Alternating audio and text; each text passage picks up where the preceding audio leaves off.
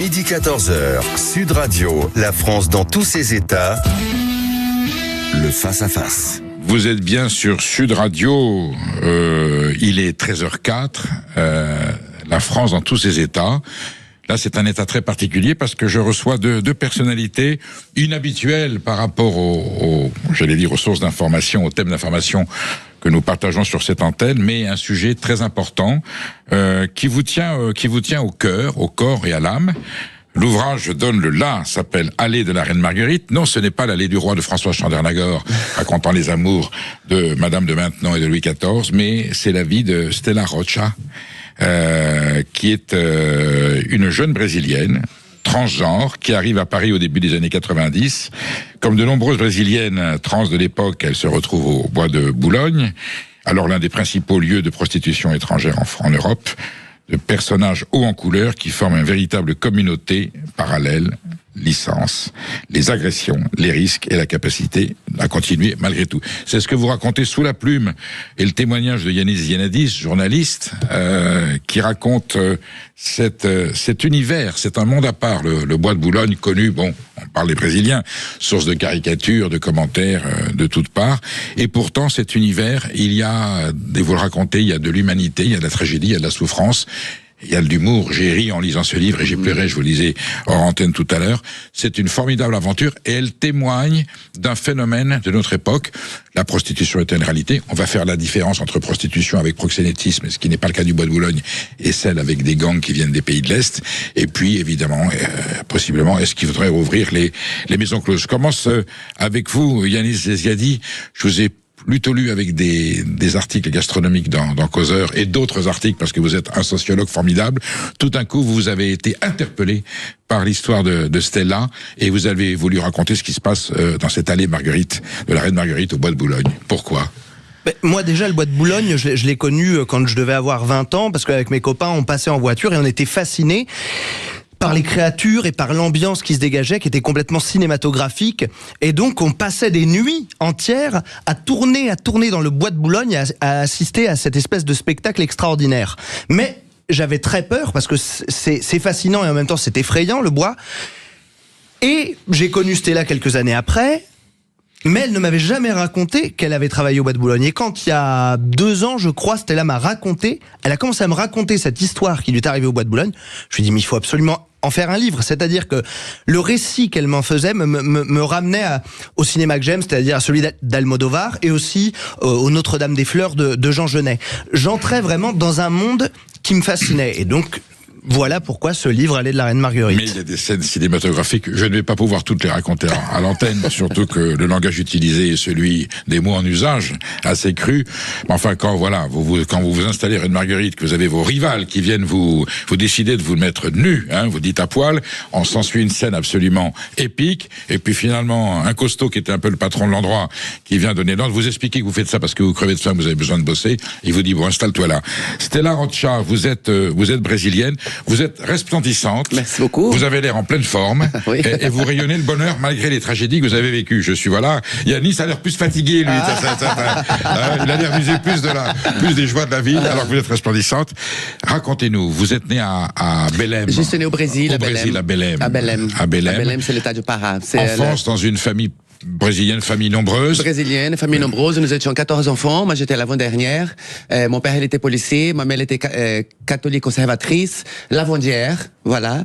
Et puis, voilà. Donc, famille très rangée. Vous ne sortez pas d'un milieu où il peut y avoir des doutes. Policière et lavandière. Voilà. Policier avec une éducation très stricte, très... catholique, évidemment, très catholique, au Brésil. Voilà. Il fallait qu'il lise un morceau de la Bible tous les soirs, avant de dormir. Vous vous souvenez petit de Dom Helder Camara, forcément, à Archevêque de Recife, qui était une personnalité du clergé brésilien, qui donnait des leçons de morale à l'Occident et qui annonçait justement ce tiers-monde qui était en train de se révéler. Comme ça, c'était l'église brésilienne. Vous racontez que le 15 du mois, le sac de farine et le sac de haricots ne suffisent pas à nourrir la famille de 11 enfants. Vous finissez les 15 jours, vous voyez, la fin du mois, qui est difficile pour certains Françaises et Français. Là, c'est du manioc avec du sucre et finalement, vous en contentez. Voilà, parce qu'en fait, et vous vous jurez qu'un jour, eh bien, j'allais dire, vous aurez une autre vie et que vous permettrez à votre famille de vivre autrement qu'avec un sac de riz et un sac de haricots. C'est ça, parce qu'en fait, mon père, comme on était 14 enfants, on était beaucoup, donc il achetait des sacs de 5 kilos de riz, sacs de 5 kilos d'haricots, sacs de 5 kilos de farine, et puis des sacs vraiment très grands, et puis à partir du 15 mois, il n'y en avait plus rien. Et puis un jour, je suis rentré de l'école et j'avais très très faim parce que il n'y avait pas à manger à la cantine à l'école non plus. En plus. Voilà. Et puis j'arrive, ma mère, elle était en train de manger un œuf. Sans révéler votre âge, c'était les années 80 à peu près, c'est ça? Oui, j'avais entre 10, 12 ans par là. Voilà. Et puis je suis rentré, ma mère l'a vu, j'ai pas voulu le demander, mais j'avais tellement faim, je la regardais comme ça, et puis là, elle a partagé cette offre avec moi. J'ai dit, maman, un jour, je vais avoir tellement d'argent que tu auras plus avoir faim dans ta vie.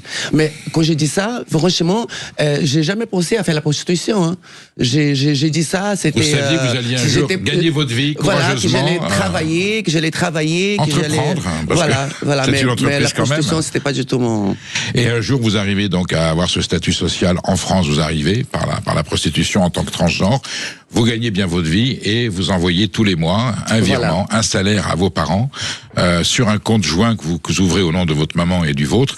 Et puis vous vous rendez compte que ils font vite au soleil parce que tout le monde vient se nourrir dessus. Donc vous mettez le holà en disant que c'était surtout pour elle. Oui, parce qu'en fait cette période-là, j'avais pas dit à mes parents ce que je faisais réellement. Je disais que je faisais de danse, je dansais, je faisais de la lambada.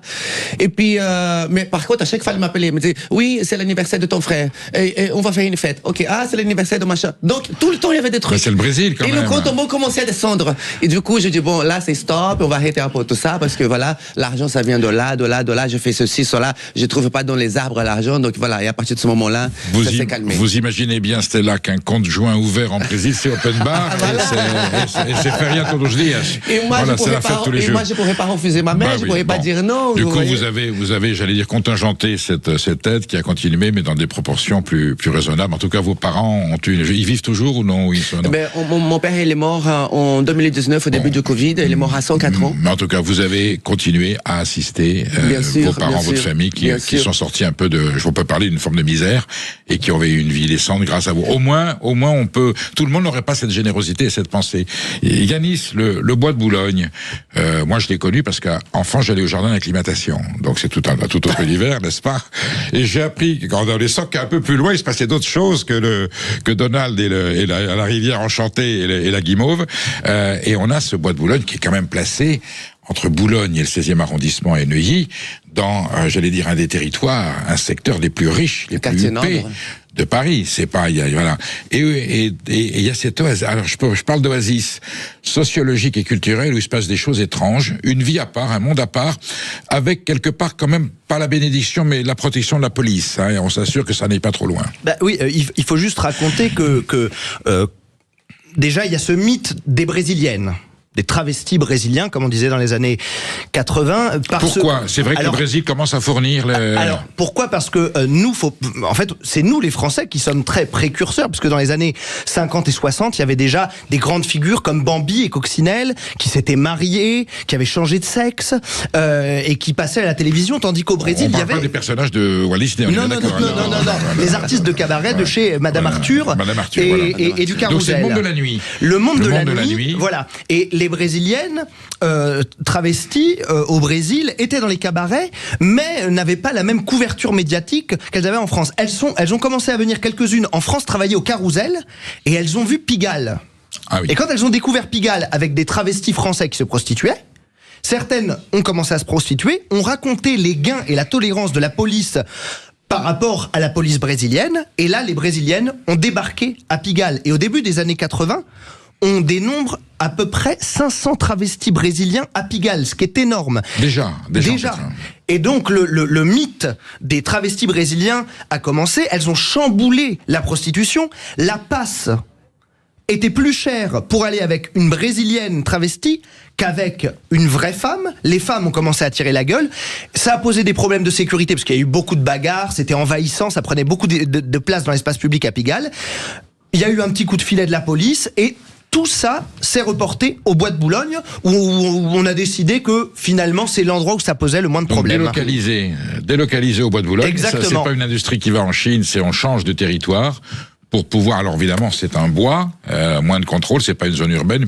Pigalle retrouve ses sources franco-françaises, et je comprends bien qu'il a toujours été un endroit, et je crois que ça continue encore aujourd'hui. Et quand on traverse le bois de Boulogne, quand on va à Suresnes ou à Puteaux voir des amis, on traverse cette zone, cette allée de la Reine Marguerite que je connais très bien parce que j'y ai souvent passé. Effectivement, on sent que de chaque côté, il se passe des choses. Alors il y a des scènes plus ou moins réjouissantes. Je plains ces pauvres femmes d'un certain âge qui sont là avec leur camionnette et puis des ballons. C'est quoi? Ce sont des prostituées un petit peu en fin de carrière qui viennent essayer. Alors déjà, il y a quasiment que des travestis et transgenres au bois de Boulogne. Il n'y a quasiment pas de femmes. Non, c'est 98 personnes. On dénombre entre 400 et 800 personnes qui travaillent au bois de Boulogne. La faune, entre guillemets. C'est énorme. Je reçois Yann Eziadi et Stella Rocha pour le livre Allée de la Reine Marguerite, souvenir d'une Brésilienne au bois de Boulogne. On rentre justement dans ce décryptage sociologique, culturel, c'est un phénomène culturel, c'est aussi un phénomène politique. Vous restez avec nous, bien entendu. Vous nous appelez au 0826 300 300. Je ne sais pas si vous avez pratiqué la chose ou si vous côtoyez une situation où il y a de la prostitution. Vous avez peut-être une idée sur la question. Est-ce que la prostitution doit être restée libre ou est-ce qu'au contraire elle doit être réglementée par des maisons closes? On attend votre avis au 0826 300 300. À tout de suite sur Sud Radio. Tous ces états, Perico Légas. Vous êtes bien sur Sud Radio, il est 13h18 et nous parlons prostitution, bois de Boulogne, allée de la Reine Marguerite, c'est le titre de l'ouvrage. Qu'est-ce que je peux dire? C'est un documentaire, c'est un témoignage, c'est pas un roman et pourtant il y a de la romance dans cette transcription. C'est la vie de Stella Rocha, qui est une jeune transgenre brésilienne qui a fait, ce que je peux dire, carrière au bois de Boulogne et puis qui ensuite est rentrée dans. Vous êtes devenue une personnalité aujourd'hui, j'allais dire pas du showbiz mais de l'establishment, voyez, en étant passé par ces étapes souvent de violence et de tragédie. Stella Rocha, vous êtes un petit garçon brésilien et tout d'un coup, vous sentez en vous quelque chose qui change. Comment ça se passe? Depuis ma jeune enfance, j'ai toujours été différent de tous mes autres frères et sœurs et j'ai grandi avec ça, mais par contre, je ne pouvais pas dire à mes parents comment j'allais dire à mes parents, que je voulais m'habiller en femme. Dans le Brésil de l'époque, c'est impensable, c'est une dictature militaire en plus. Tout à fait. Et mes parents, comme nous étions des parents très, très, très vieux, quand même, mon père, il était très âgé. Ils étaient 20 ans d'écart avec ma mère. Ma mère, aujourd'hui, elle a 90 ans. Mon père est mort à 104 ans. Donc, j'avais des parents très, très, très vieux. Et comment dire ça? Donc, tout ce que je suis par rapport à ma transsexualité, c'était à l'extérieur. Déjà, l'homosexualité doit être un problème au Brésil à l'époque. Oui, parce qu'en fait, c'est ça, mes parents... Comment on dit homosexuel en brésilien, dans le langage courant? Dans le langage courant, brésilien. Gay, parce qu'en espagnol on dit maricone, c'est pour ça. En brésilien c'est viado, mais c'est pas un bon mot. Déjà ça c'est une transgression avec les lois sociales et morales de la société brésilienne. Transgenre, c'est une étape supplémentaire. C'est ça, parce que c'est ça. Est-ce qu'ils savent que ça existe, vos parents, qu'il y a que le phénomène du transgenre? À l'époque, oui, mais mon père, il le savait très bien, parce qu'à la place de la République, là où j'habite, à Belém, il y avait une place où il y avait des transsexuels. Et d'ailleurs, c'est là, justement, que j'avais très peur de parler de ça à mes parents, parce qu'il y avait des amis de mon père qui se lamentaient. Vous repériez les uns les autres déjà ou non? Où on se parlait pas? Où on pouvait partager moi, je les voyais, je les trouvais très, très, très belles, mais pour moi, c'était des personnes qu'il fallait pas approcher, qui étaient très dangereuses. 12 garçons virant à la féminité, c'est ça, voilà. C'est ça. Le cas contraire étant plus rare, notamment au Brésil, c'est-à-dire une femme qui veut devenir homme. Ah oui, mais ça existe aussi. Et donc vous ne pouvez pas l'exercer, vous ne pouvez pas l'assumer au Brésil, donc vous avez décidé de partir. Pourquoi la France? D'abord, je suis allé en Guyane française, et puis à 18 ans, je rentre en France, et puis je suis venu pour faire vraiment du tourisme. Oui. Et puis là, j'avais plus d'argent, j'étais dans une situation très compliquée, et puis il y a la prostitution qui m'a apparu, et puis j'ai fait ça, et puis je n'ai pas honte de le faire. Donc c'est en France que vous avez franchi le Rubicon, si je puis dire. Vous avez franchi le pas de la prostitution, de passer à un solution qui est apparue devant moi, je l'ai prise, c'était la seule solution, j'étais dans une situation très compliquée, très difficile, j'avais pas à manger, je dormais par terre, j'étais presque expulsé de chez moi ami où j'étais, donc cette solution s'est apparue et puis j'ai accroché et puis voilà je suis allé et puis là c'était guerre des territoires, bagarre, plein de choses. Déjà, partout il y avait un propriétaire. Quand on décide de louer son corps pour en vivre, c'est une étape psychologiquement très très dur, ou vous l'avez fait parce que c'était votre aspiration, c'était votre tempérament, point final, où il y a quand même je l'ai fait pour m'en sortir. Pour en sortir. Donc vous faites violence, on est bien d'accord à un moment donné. Oui, oui, mais bon, c'était sympa quand même, vous voyez, c'était cool, c'était dur. Vous voulez dire quoi? C'était dur les parce rapports sont quand même conviviaux, si je peux m'exprimer ainsi, ça se passe tranquillement, il y a peu de violence, il y a, si non, vous voyez... j'ai pas été échappé par la violence quand même. D'accord. Voilà, donc j'étais agressé. Par contre, il y a la concurrence des autres filles. Tout à fait, qui, elles, ne sont pas transgenres aussi, elles sont presque toutes transgenres au Bosse-Boulogne. Quelques-unes, c'était vraiment des transgenres, mais d'autres, c'était vraiment de Et là, vous venez mettre vos pieds sur un territoire qui est déjà réservé. Et que je ne savais pas du tout. Et on te dit, l'expression casse-toi salope, tu n'as rien à faire je ici. Je ne savais pas du tout, donc j'arrive dans un coin, on me dégage, je vais dans un autre endroit, on me dégage. Le troisième jour, je dis bon, je vais aller à l'intérieur du bois, sur un banc, parce que là, je vais travailler tranquillement. Le banc. Un banc historique dans le livre. Le banc historique dans le livre. Et là, c'est un pèlerinage bientôt. Et là, j'arrive devant moi une silhouette derrière la lune, comme ça, je vois une silhouette très fine, comme ça, qui marche dans une sexualité, qui vient directement sur moi, qui me dit, mais qu'est-ce que tu fais là, dégage ici, c'est mon banc et tout. Alors, qui est ce personnage? Vera Furacão. C'est ma maman du bois. Qui est la deuxième héroïne du livre. C'était ma maman. Voilà, qui vit une période épouvantable, voilà, et vous l'aidez à se redresser. Voilà, c'est ça. Donc on se l'aide mutuellement. Elle m'a aidé à prendre mon courage de main et aller affronter ce monde-là. Voilà, elle m'a dit, écoute, c'est toi que j'ai vu en train de courir pendant 2 jours. Je dis oui, c'est moi. Je dis c'est toi, tu vas là-bas, tu vas te battre, parce que si tu te bats pas, c'est moi qui te casse la gueule. Scène épique, vous êtes en train de vous faire lyncher, vous décidez de vous mettre toute nue. Voilà. Donc on voit que vous êtes un garçon quand même. Ah ben donc oui. les automobilistes avec les feux traversent la Marguerite, voient cette scène de cinéma, des femmes qui se battent entre elles, mais en fait c'est pas que des femmes, dont une est toute nue qui se défend. Vous commencez à donner des coups de poing, vous en assommez une deuxième, une troisième. Voilà. Là, il y a quand même le mec qui est quand même en vous. Imaginez-vous. Mais je comprends très bien qu'à un moment donné, on fasse appel à la masculinité et arrive à ce moment-là l'arbitre, un géant.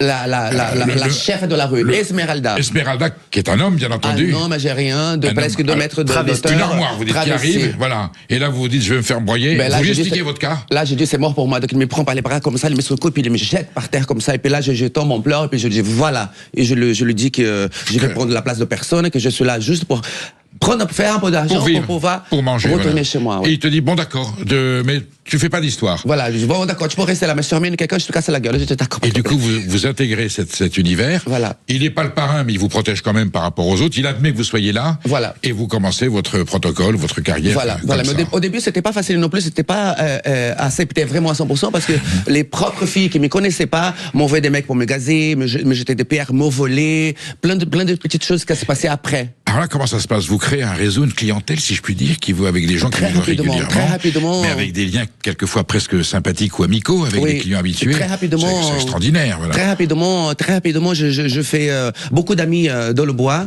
Donc je suis dans un coin où les filles sont pas... Oui. Voilà, vraiment. Donc moi, j'arrive à 20 ans, toute belle, toute fraîche, donc c'est normal. Et à partir de ce moment-là, voilà, ça commence un peu... Qui sont vos clients? Il y a de tout. Il y a de tout. Toute catégorie sociale, toute activité professionnelle. Tout. Des jeunes, des moins jeunes, des vieux, de tout. Voilà, qui des viennent. Des maris, des célibataires. Ils ont quoi? Ils ont ou des pulsions ou besoin d'affection, peut-être éventuellement. Vous sentez quelquefois des hommes en détresse qui viennent vous voir? Il y en avait aussi. Il y avait un peu de tout comme clientèle. Parfois, on est payé juste pour aller discuter, pour aller donner des conseils. On était psychologue, on discutait. Il y avait vraiment de tout, vraiment. Yanis Eziadi. Cette antenne est marquée par le concept du parlons vrai. Il ne s'agit pas de sortir de la loi, mais est-ce que ce qui se passe au Bois de Boulogne, dont témoigne Stella dans cet ouvrage assez exceptionnel, est-ce que finalement cette prostitution-là ne détourne pas certains individus d'autres comportements qui seraient beaucoup plus tragiques? Très difficile à dire. Moi, ce truc de dire ça évite les viols, moi j'y crois pas. Quelqu'un qui viole, c'est un viol. Parce que certains le prétendent. Hein, moi, j'y crois pas. Je pense que quelqu'un qui viole, c'est un violeur. En revanche, ça. Attendez, quelqu'un qui a une pulsion, qui est tout le temps frustré, qui passe à l'acte parce qu'à un moment donné, il est dans un état psychologique. Est-ce que le fait de pouvoir exercer sa sexualité, sa libido comme ça normalement peut être pour certains, c'est peut-être vrai, pas pour tous. Je sais, en tout cas, ce qui est certain, c'est que le Bois de Boulogne, c'est un endroit flou et mystérieux où les gens viennent chercher une sexualité particulière, puisque les hommes qui viennent là à 98% sont hétérosexuels et viennent chercher des créatures au physique féminin avec des seins, une belle chevelure et un sexe d'homme. C'est un endroit malsain sociologiquement, moralement, où vous réfutez ce mot malsain. C'est un endroit très sain. Voilà. Alors c'est là, vous prenez un risque parce que on dit, mais quand même, c'est malsain cette prostitution, c'est transgenre. On n'est que dans la transgression de toutes les valeurs de notre civilisation, de notre société, malgré qu'on ait évolué et qu'on sait qu'aujourd'hui c'est une réalité qu'il faut accepter.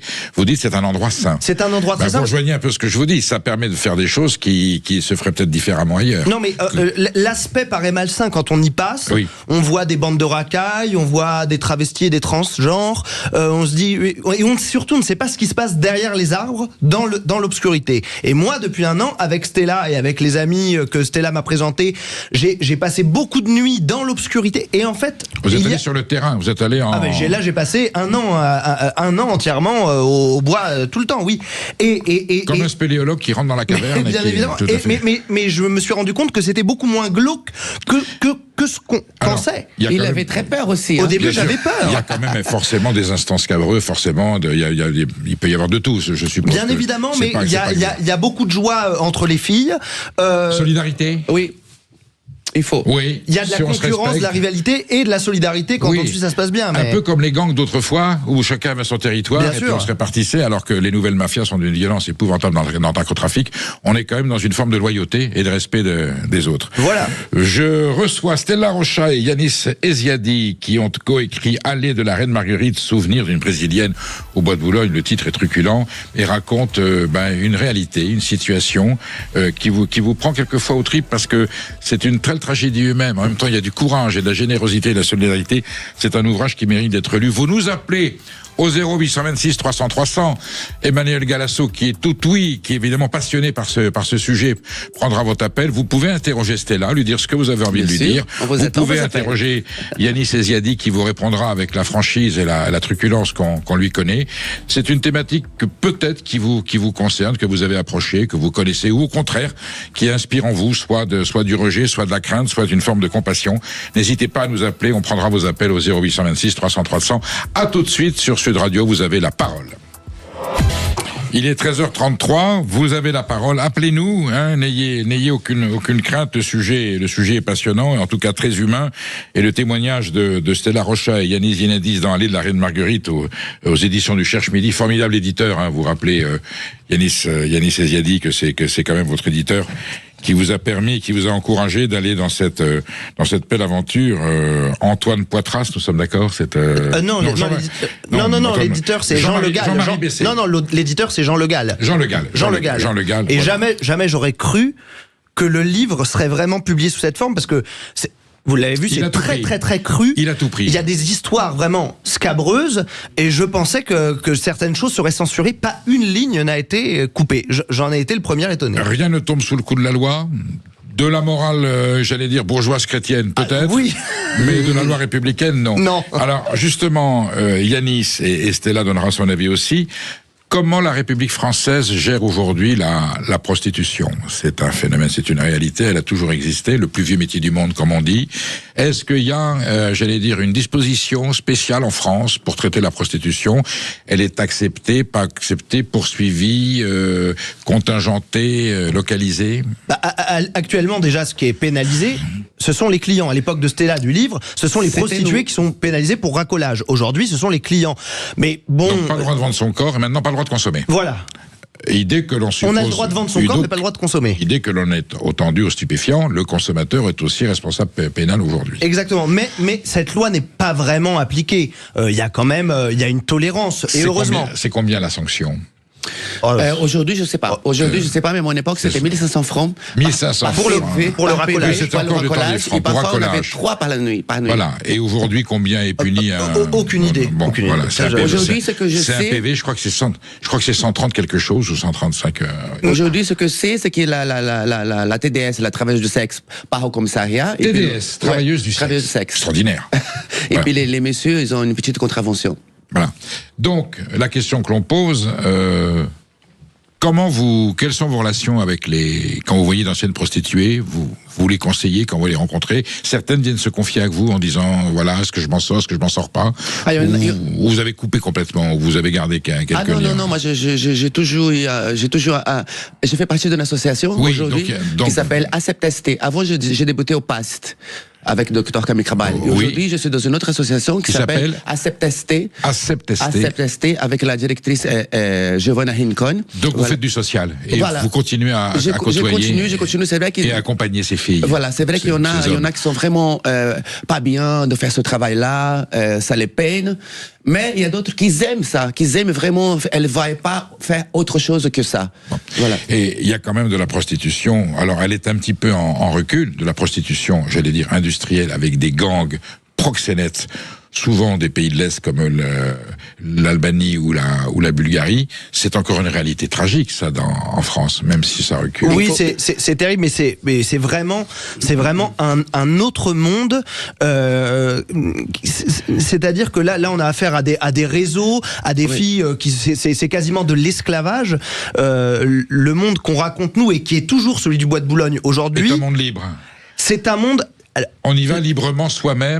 La seule chose qui s'apparente et qui tombe sous le coup du proxénétisme qui existe au Bois de Boulogne, ça va être, par exemple, une fille qui travaille au bois, qui va proposer à d'autres filles d'Amérique latine, viens, je t'avance le billet d'avion, je te trouve un logement et je te trouve une place et tu me rembourses avec des intérêts. Et ça tombe sous le coup. J'allais dire c'est un marrainage, c'est un parrainage. C'est ça, ça s'appelle proxénétisme, mais c'est la seule chose. Mais personne n'est forcé au Bois de Boulogne à aller travailler avec un flingue sur la tempe. Pareil, le meilleur exemple de ça c'est la chose de laquelle je peux témoigner, c'est que depuis qu'on a publié ce livre, on a emmené plusieurs équipes de journalistes au Bois de Boulogne et au Bois de Boulogne, on est allé avec des journalistes, on les a emmenés passer la nuit, on les a emmenés prendre des photos filmées. Jamais une personne, un Mac ou quoi, vient dire non, qu'est-ce que vous faites là? C'est un endroit libre. Les seuls qui peuvent nous dire de dégager, ce sont les prostituées qui vont dire là tu me fais perdre du pognon. Voilà, t'es sur un territoire qui n'est pas le tien. Voilà.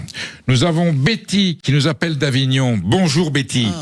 Oui, bonjour à toute l'équipe. J'aurais voulu poser une question. Est-ce que dans ces années-là, quand il a commencé, qu'elle a commencé, est-ce qu'elle n'avait pas peur d'attraper le sida? Ah, est-ce qu'il y avait des problèmes de risque de santé comment elle s'appelle la dame? Elle s'appelle Betty. Bonjour Betty. Et j'adore Avignon, ma belle. Bientôt nous serons à Avignon pour les dédicaces. Très bien.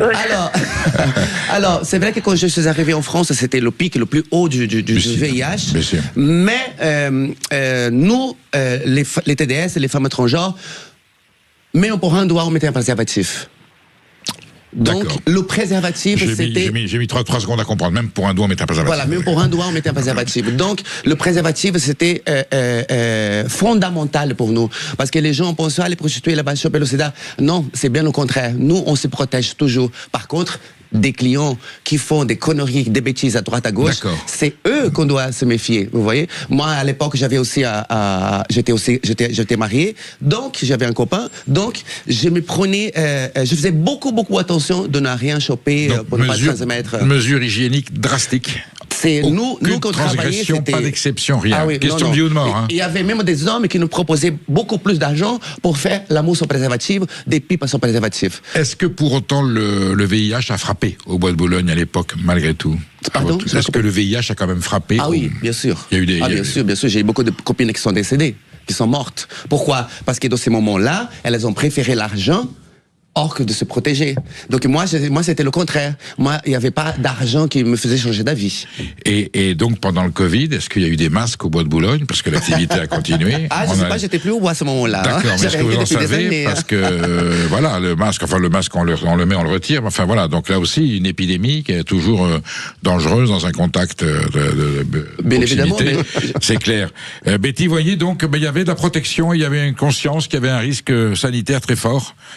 Betty. Vous me posez la question? Non, je vous donne la réponse. Il y avait donc une conscience qu'il y avait un danger et même ces gens-là se protégeaient de façon assez, en tout cas pour ce qui était là, de façon très stricte. Quand est-ce que vous allez à Avignon? Mais là, le 12, je sais pas, je crois que c'est en septembre, peut-être. Là, mais elle peut venir à Nîmes le 12 déjà, si elle veut. Et à Nîmes. C'est à côté. Bon, moi j'y suis ce soir parce que nous avons une délocalisation demain de l'émission, donc tout se passe à Nîmes. Merci Betty pour votre appel. Merci beaucoup Betty. Je vais vous poser la question aux deux. Alors, ce n'est pas votre secteur. La prostitution en France est une réalité. Il faut préserver justement ces jeunes femmes de la mise sous tutelle par des gangs qui sont pas toujours bien pensants et bien intentionnés. Est-ce que le concept de maison close, qui ne vous concerne pas, mais est-ce que c'est une idée qui vous semble plausible ou acceptable ? Moi, à mon avis, ce que je pense des maisons closes, je pense que ça va être aussi encore une connerie, franchement, parce que... Comme les salles de shoot. Pour moi, que j'ai été oui. une femme, une travailleuse de sexe indépendante, voilà. Donc le problème de tout ça, c'est l'argent. L'argent, c'est le problème de la prostituée, parce que ils croient qu'on va donner à Macron, voilà. Mais il y a beaucoup de travailleuses de sexe que sont indépendantes, qui ne dépendent pas de Macron, elles aident leur famille, elles aident eux-mêmes, voilà. Je vais vous poser une question très crue, Stella. Si la prostitution était codifiée, légalisée à travers l'institution de maisons closes, est-ce que vous accepteriez d'en tenir une pour justement permettre à des jeunes femmes d'échapper à cette prostitution de proxénétisme, leur permettre d'exercer leur activité librement rétribuée et de façon régulière, j'allais dire, de façon protégée. Est-ce que l'idée en soi est quelque chose qui vous choque ou... Écoutez, cette idée, ça peut être pas mal, mais moi je ne me vois pas du tout. C'est pas votre projet. Non, il y a des personnes compétentes pour le faire, justement. Bon, mais l'idée que ça se fasse, c'est pas quelque chose qui vous choque à première vue. Si c'est moi, fait... je suis pas trop pour les maisons closes. Oui. Voilà, je pense pas trop parce qu'en fait, elles vont être là enfermées. Ça va être encore d'autres problèmes qui vont émerger. Voilà, et l'argent, à la fin, ça va pour qui? Par contre, Yanis, si on disait demain interdiction de prostitution au Bois de Boulogne, mesure drastique, ratissage par la police, par les CRS et gendarmes, on dégage tout, c'est fini, le Bois de Boulogne redevient un lieu de promenade pour le toutou et sa mémère ou le jogging, ça serait dommage ou non? Évidemment, ce serait dommage. Tout le monde reste nostalgique, par exemple, du Pigalle des années jusqu'aux années 80, et Pigalle n'a plus aucune âme. Qui a inspiré la littérature française, le cinéma et la culture. Bien sûr. Et le Bois de Boulogne a inspiré aussi le cinéma. Surtout dans les années 80, c'était un mythe, le Bois de Boulogne. Et les gens venaient du monde entier pour voir le Bois de Boulogne. Et les touristes, Stella le raconte dans le livre, les touristes venaient pour prendre des photos avec les filles. Non, moi, sur les maisons closes... Il n'y a pas des opérateurs qui venaient au Bois de Boulogne quand même. Non, mais il y avait des bus touristiques qui venaient. Ah oui. Si, les bus touristiques venaient. Ils venaient faire quoi? Prendre des photos avec les filles. Le soir, le Bois de Boulogne, c'était un coin touristique comme la Tour Eiffel, comme l'Arc de Triomphe, des bus, mais vraiment beaucoup de bus venaient pour nous prendre des photos, nous demander si on pourrait prendre des photos avec nous. Il faut se rendre compte que dans ces années-là, Charlène le raconte dans le livre, oui, Charlène qui est une amie de Stella qui travaillait là-bas, Charlène travaillait dans les années 80, Serge Gainsbourg, qui n'était pas client des prostituées Bois de Boulogne, venait à 2 voitures, il embarquait les filles et il les emmenait au palace pour faire la fête toute la nuit et il leur payait tout juste pour faire la fête. Il y avait toute une mythologie autour de ça. Il y avait beaucoup de stars qui passaient. La scène est racontée dans le livre. Alors, est-ce qu'il y a eu un réseau, j'allais dire touristique, au Bois de Boulogne, de gens installés dans la vie parisienne qui venaient faire un petit tour, passer un bon moment et puis amener des amis qui étaient comme une soirée, au lieu d'aller au cabaret, au lieu d'aller au Moulin Rouge ou au Lido, je vous amène au Bois de Boulogne. Est-ce qu'il y a eu des situations de ce genre? Mais il y a beaucoup, encore aujourd'hui, il y a beaucoup de gens qui passent la nuit au Bois de Boulogne. Oui. Beaucoup de tous les âges, qui viennent seuls ou avec un copain, et ils passent la nuit au Bois de Boulogne sans vraiment consommer, mais uniquement parce qu'ils aiment discuter avec les filles, ils aiment l'ambiance un peu bizarre qui se passe au Bois de Boulogne, et aussi ils vont rendre des services aux filles. Alors ça, Stella le raconte dans le livre, il y a des types qui viennent rendre des services, c'est-à-dire ils vont chercher un paquet de cigarettes, ils vont chercher une petite bouteille de vodka, ils vont chercher un petit paquet de gâteaux à l'épicerie de Boulogne. Il y a des gens qui aiment venir au Bois de Boulogne pour l'ambiance. Il y a une vie sociale. Je reçois Stella Rochat et Yanis Ziadi, auteur de Allée de la Reine Marguerite, souvenir d'une brésilienne au Bois de Boulogne. Un témoignage piquant, truculent, émouvant, bouleversant. Bien entendu, vous pouvez nous appeler au 0826 300 300. Vous avez certainement une idée sur la question ou envie tout simplement d'échanger ou de poser une question à Yanis ou à Stella. Vous n'hésitez pas. Emmanuel Galasso attend votre appel. À tout de suite sur Sud Radio. Sud Radio, la France dans tous ses états, Perico Légas. Vous êtes bien sur Sud Radio, il est 13h48. La parole est aux auditeurs. Là, maintenant, c'est open bar. On étend les questions à toute l'actualité, soit ce qu'on a dit sur cette antenne, soit ce que vous avez entendu dans l'actualité d'aujourd'hui. Yanis et Stella, vous restez à mes côtés. Oui, on ne sait jamais, ça peut partir sur une thématique qui vous concerne. Et j'ai Olivier qui nous appelle de Beaucaire. Bonjour Olivier. Bonjour. Bonjour. Je suis content de pouvoir réagir à ces faits. Je vais résumer très court, vous allez voir. Oui. J'avais un ouvrier qui me disait, ces gens qui s'attaquent aux enfants, ce sont des déchets de la société. Et il m'a dit, tu sais ce qu'on fait des déchets? On les élimine. Voilà. Moi, c'est ça. Alors, je vous en parle parce que il m'est arrivé là, récemment, la même chose. Une petite fille, une de mes petites filles qui s'est fait violer. Le gars est en prison. Donc, on est 2 grands-pères. Il y a mes 3 fils. On n'attend qu'une chose de la justice. Qu'elle fasse son boulot. Parce que si elle ne le fait pas, s'il sort, on fera nous la justice. Qu'est-ce que vous entendez par on élimine le déchet, Olivier? Mais on élimine, parce que quand on parle de castration chimique, ça me fait rire. Parce que c'est un truc, si c'est pas suivi, ben, ça fait rien du tout. Moi, je dis, il faut une vraie castration. Vous faites allusion à quoi? À la peine de mort, éventuellement? Non. Ouais, on devrait, mais est-ce que ça résoudra les problèmes des autres? Non. Non, je pense que ces gens, ils sont malades. C'est pas parce qu'on va en tuer. Non, parce que le mot éliminer est très précis. Alors, en fait, ce que vous aimeriez, et je pense que beaucoup de gens partagent votre avis, s'il y a une condamnation à vie, que la condamnation soit réelle et que la réclusion à perpétuité soit menée jusqu'au bout. C'est ça. Mais c'est ça. Voilà, bien sûr. C'est ça qu'on veut. Parce bien que sûr. moi, je vous dis, mes enfants, moi, je suis le grand-père, il y a un autre grand-père. Il m'a dit, mais s'il sort, il vivra pas longtemps. Oui. Il vivra pas longtemps parce qu'il doit rester en prison. Il vaut mieux qu'il reste en prison pour lui. Robert Badinter, qui a été garde des Sceaux, ministre de la Justice, chantre des libertés individuelles et constitutionnelles, reconnaissait lui-même, il est celui qui a obtenu l'abolition de la peine de mort quand il était garde des Sceaux en 80 à l'élection de François Mitterrand, dans une séance mémorable à l'Assemblée nationale. Il disait, si j'étais confronté moi-même à un crime de quelqu'un qui m'est cher, je comprendrais qu'il puisse y avoir des pulsions de vouloir la mort de l'assassin. Pour autant, il ne faut pas, parce que la peine de mort est contraire au principe de l'humanité, mais vous, ce que vous voudriez, en tout cas, c'est que le pédophile criminel soit neutralisé en termes juridiques de façon définitive. Oui, parce bien que sûr. de toute façon, il recommencera. Ils ont tous recommencé. Bon. Tous ceux qui ont fait ça, ils ont tous recommencé dès qu'ils ont sorti de prison. Donc c'est qu'il y a la justice qui n'est pas son travail. D'ailleurs, si la justice, on pourra en parler dans tous les cas, elle est à la ramasse complètement. Olivier, peut-être que, entre guillemets, je ne veux pas parler du sacrifice de Liana, mais la mort de Liana a peut-être permis de franchir un seuil qui fait tant au niveau de la société que des pouvoirs publics, que du législateur, que de nos gouvernants. On a compris qu'il fallait prendre des mesures courageuses et définitives. Je pense que vous serez, en ce sens, entendu. Nous avons Christian qui nous appelle de Pomarez dans les Landes. Bonjour Christian. Pomarez. Bonjour à vous. Oui, c'est aussi la tragédie de Liana qui vous amène, Christian? Alors en fait, c'est la tragédie de tout ce qui se passe depuis des années.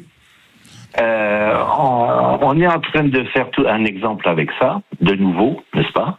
Et on recommence qu'il y avait il y a 10 ans et ainsi de suite au niveau des enfants qui ont été violés et tués. L'affaire d'Outreau, vous faites allusion à Outreau. On peut remonter très très loin, et puis tous les jours et maintenant. Et là on fait. Alors je trouve que là on entraîne le gouvernement.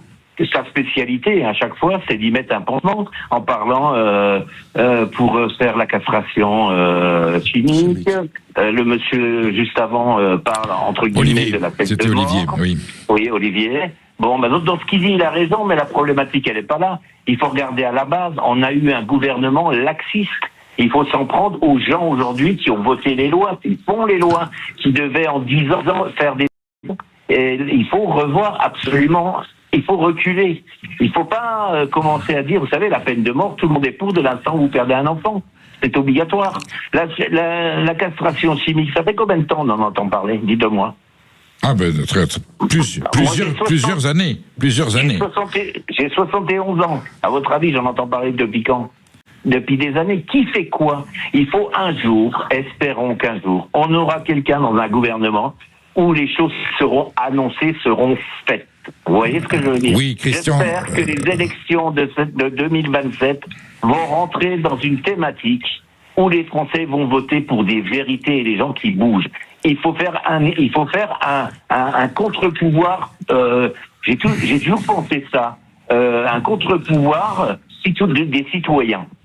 Alors, Voilà. Christian, le problème, c'est qu'il y a un principe fondamental qui est l'état de droit, qui dit ce que le droit, ce qu'une démocratie, ce qu'une république peut faire ou ne pas faire en termes pénals. Bien entendu, et Bruno Retailleau avait soulevé le problème, l'état de droit n'est pas immuable. On peut le repenser pour plus de justice, pour plus de sévérité, pour plus de respect de la victime, et c'est en ce sens, évidemment, que la classe politique et que nos gouvernants vont certainement, je pense, malgré tout ce que je disais à Olivier, la tragédie de Liliana est un tel traumatisme, c'est une telle abomination, c'est allé si loin dans l'horreur, avec le dysfonctionnement, les carences et les failles de l'État et de la justice, que peut-être cette fois-ci, suite à la mort de Liliana, peut-être que des dispositions, je ne vais pas dire définitives, mais incomparablement plus efficaces que ce qu'on a connu jusqu'à présent, vont être prises par les responsables de la République. C'est un petit peu ça que vous espérez vous aussi, je suppose, Christian.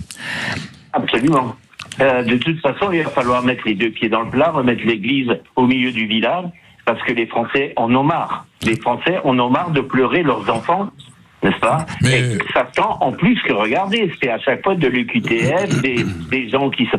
C'est un truc de fou, quand même. Vous avez vu, Christian, que les manifestations spontanées qui se sont déroulées devant les palais de justice au ministère et contre les autorités judiciaires témoignent quand même d'un sursaut spontané de colère du peuple français qui n'est pas organisé, qui n'est pas téléguidé et qui est le cri du cœur de la France en souffrance, qui en a ras-le-bol de subir ce genre d'abomination. Eh ben, on est bien d'accord. C'est exactement ça aujourd'hui. Merci, Christian, pour votre témoignage. Yanis, Stella, une tragédie, bien entendu. Ouais, c'est terrible. Qui vous a bouleversé vous aussi. Ouais, terrible. Et en fait, comme tu dis, cette faille de la justice, ça, c'est terrible, ça. C'est terrible parce qu'il avait déjà été condamné, malheureusement. Alors peut-être que cette fois-ci, cette mort de trop, comme disait le maire de Fleurance, elle n'a pas fait déborder le vase. C'est la goutte qui a renversé le vase. Espérons qu'il soit entendu et que les autorités de cette République retrouveront la dignité qu'elle doit être la leur pour traiter cette abomination, puisqu'il n'y a rien de plus précieux en ce monde que nos enfants auxquels nous tenons. Et il n'est pas question qu'en République française en 2026, une petite Liana puisse mourir dans les conditions qu'elle a connues dans cette horreur, cette tragédie. Merci à tous les deux d'avoir été là. Merci. Je rappelle le titre de votre ouvrage, Allée de la Reine Marguerite, souvenir d'une Brésilienne au bois de Boulogne, Stella Rocha, Yanis Yenadis, aux éditions du Cherche Midi. Quant à nous, je vous donne rendez-vous à demain. Nous délocalisons la France et dans tous ses États. Nous allons à Nîmes aux journées des associations 1+ Bio, qui est le grand organisme qui, le premier, a permis que des cantines scolaires, avec l'initiative municipale, passent à l'agriculture biologique pour que nos enfants mangent des choses propres, justes et saines, qu'on combatte la malbouffe et que nos agriculteurs aient des revenus, notamment dans les offres publiques, et que la restauration collective soit aussi une restauration où on donne dignement à manger à ceux que l'on doit nourrir. Merci d'avoir été sur Sud Radio et vous restez avec nous. Brigitte Lahaye prend la suite, toujours pour des questions de sentiments et d'amour, mais avec un peu plus de poésie cette fois-ci, puisque Brigitte est une poétesse. Merci à tous les deux.